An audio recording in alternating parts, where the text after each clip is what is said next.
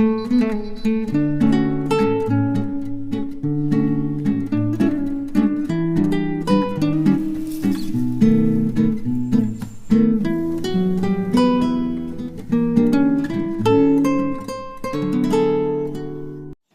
Everyone, good morning, सुप्रभात, राम राम, सीताराम सभी को। तो मैं कृष्णा रघुवंशी आपका अपने ब्लॉगिंग चैनल में स्वागत करती हूँ। और आज का ब्लॉग ना बिल्कुल सुबह से ही चालू हो रहा है। मेरी सुबह हो गई थी और अभी तो ना सूर्य भगवान भी नहीं निकले थे। उसके पहले मैंने ना उठ लिया था और मेरे जो मॉर्निंग के काम है वो हो गए थे। तो बस झाड़ू वगैरह ऊपर लग गई थी, क्योंकि आज ना माही को स्कूल नहीं जाना था। तो मैंने कहा चलो सबसे पहले ना घर की क्लीनिंग चालू कर देते हैं। और आज जो एक्स्ट्रा काम है वो भी करूँगी। तो यहाँ पर जितनी भी लाइटें जल रही थी सारी को मैं बंद कर देती हूँ। मुझे ना ज़्यादा लाइटें जलाना बिल्कुल भी अच्छा नहीं लगता है। और यहाँ पर देखिए आप सूर्य भगवान जी भी निकल आए हैं। तो उनका जो रिफ्लेक्शन इस खिड़की पे पड़ रहा था देखने में इतना प्यारा लग रहा था। तो थोड़ा सा मैंने कैप्चर कर लिया और यहीं पे ना मैं अपनी चाय एंजॉय कर रही थी। और आज ना बहुत सारे काम भी करने हैं और आज से ना बहुत सारी बातें भी करनी है। तो ज़रूर से पूरे ब्लॉग में बने रहिएगा। आपने कई बार देखा होगा कि जब हम किसी को अपना इंट्रोडक्शन देते हैं तो आपको ऐसा लगता है कि जो हाउसवाइफ होती हैं ना, उन्हें ऐसा लगता है हम करते क्या हैं, और किसी को बताने में ऐसा लगता है कि बस हम सिर्फ एक हाउसवाइफ हैं। लेकिन ऐसा नहीं है। एक हाउसवाइफ क्या होती है आज मैं आपको पूरे ब्लॉग में ज़रूर से बताऊंगी। तो ज़रूर बने रहिएगा पूरे ब्लॉग में। और अगर पसंद आता है तो लाइक कीजिएगा, शेयर कीजिएगा और सब्सक्राइब भी कीजिएगा। तो सबसे पहले ना तो बात क्लीनिंग की कर लेती हैं। देखिए घर को ना क्लीन करना, अच्छे से साफ़ रखना बहुत ही ज़रूरी है। सिर्फ झाड़ू लगाने से ना घर कभी भी साफ़ नहीं होता है। आपने देखा होगा घर में ना ढेर सारी सफाई होती है। जैसे कि मैंने किचन को थोड़ा सा ऑर्गेनाइज किया है और यहाँ पर कुछ जो सजावट का सामान रखा है तो उसको भी ना मुझे टाइम टाइम पर पहुँचना होता है। और उसको थोड़ा सा इधर उधर करने से, उसकी जगह बदलने से ना बहुत ही सुंदर सा लगने लगता है।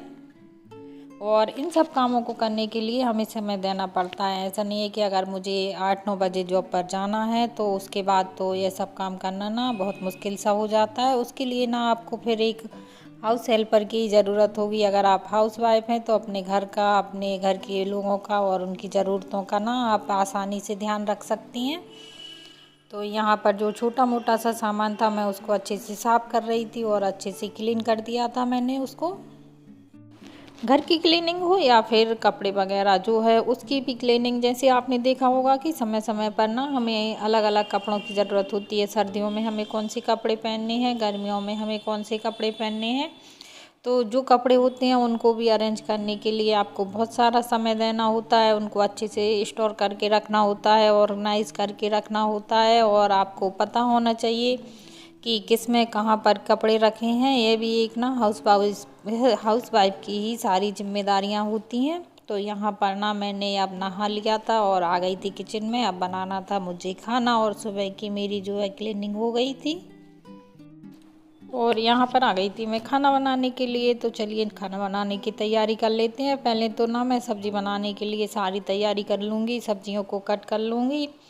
और इसके लिए मुझे किसी की भी हेल्प की ज़रूरत नहीं होती है। अगर मैं एक हेल्पर रखती हूँ ना तो वो जे सोचिए आप अगर 2 झाड़ू पोंछा बर्तन कपड़े या इनके लिए एक हेल्पर रखते हैं तो वो अच्छा खासा अमाउंट मांगता है। और अगर आप घर में रहते हैं, आप एक हाउसवाइफ हैं, आप खुद से ये काम कर सकते हैं। आप एक हाउसवाइफ हैं तो इसमें कोई बुराई नहीं है। घर के काम को करना कोई बुरा नहीं माना जाता है। मैं भी अपने घर के सारे काम जो है खुद से ही करती हूँ। बाहर जाके मैं कोई भी काम नहीं करती हूँ। अगर यही काम ना मैं बाहर जाके करूँगी या इनके लिए अपने घर पर एक हेल्पर रखूँगी ना तो बहुत सारा ये सोचिए अमाउंट देना पड़ेगा। तो आप भी सोचिएगा कि आप घर के कितने पैसे बचा लेती हैं घर के सारे काम करके। और जो इस तरीके के डिब्बे आते हैं इनको ना मैं खाली करके अच्छे से साफ़ करके रख देती हूँ। आप कभी भी देखना, आप कहीं सफ़र वफ़र में जाते हैं ना तो वहाँ पर इन डिब्बों की आपको बहुत ज़्यादा ज़रूरत पड़ती है। जो भी सामान है आप इनमें आसानी से ले जा सकते हैं। तो इन डिब्बों को फेंकिएगा मत, अच्छे से संभाल के रख लीजिएगा जब भी आपके पास आते हैं। आज बन रही है घर में सेव टमाटर की सब्ज़ी। और जब घर में ना एक हाउसवाइफ रहती है तो उस घर के आप पुरुष को देखिएगा ना, वो जो होता है उसको इतना घर का टेंशन नहीं रहता है, बच्चों का टेंशन नहीं रहता है। और यहाँ पर देखिए हमने ना जो हमारी सीढ़ी वाली वॉल है उस पर ना इस तरीके से ऑयल पेंट करवाया है। और इन भैया ने जो टेप था उसको पहले पूरी जगह पे ना फिक्स कर दिया था और मुझे अच्छा लग रहा था। मैंने कहा चलो अच्छा है, इससे क्या होगा कि जो हमारी बॉल है वो ज़्यादा गंदी नहीं होगी और आसानी से साफ़ भी हो जाएगी। तो यहाँ पर हमने देखिए इतनी जगह पे कम से कम 3 या 4 फीट की ऊंचाई तक ऑयल पेंट करवा दिया है और इसको ना थोड़ा सा ही निरमा वगैरह डाल के अच्छे से वॉश कर देंगे। क्या होता है जब हम सीढ़ी चढ़ते हैं ना तो हमारे हाथ वगैरह या बच्चे होते हैं ना तो वो इसको गंदा कर देते हैं और वो देखने में ना बहुत ही बुरा लगता है। तो इसको सफाई कर देंगे तो ये फिर से चमक जाएगा।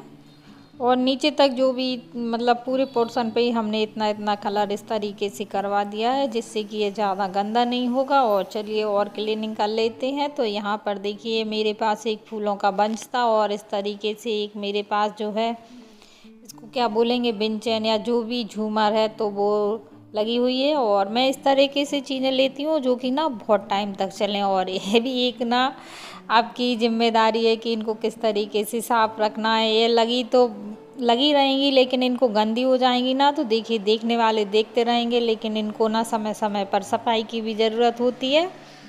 तो मैंने ना एक बाल्टी में थोड़ा सा पानी लिया था, उसमें थोड़ा सा निरमा या जो भी सौंफ वगैरह डाल के इसको ना थोड़ी देर के लिए गलने के लिए रख दिया था और इनमें जितनी भी गंदगी थी वो ना आसानी से निकल गई थी।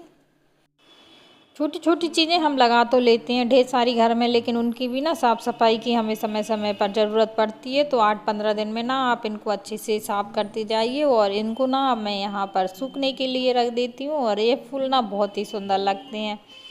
और आप जब भी डेकोरेटिव सामान कोई भी ख़रीदते हैं तो इस तरीके से ख़रीदिएगा। ये सामान जो है मेरे सालों चलने वाले हैं, ये ना बिल्कुल भी ख़राब नहीं होती हैं। और ये वाली झूमर तो ना मुझे बहुत ही ज़्यादा पसंद है। तो यहाँ पर देखिए उनको सूखने के लिए रख के आ गई थी और अब ना शाम हो गई थी तो शाम के काम चालू हो गए थे। घर में ना नींबू रखे हुए थे तो इनको भी स्टोर करके रखना है। अगर इनको ऐसे ही रखे छोड़ देंगे तो ये ना ख़राब हो जाएंगे।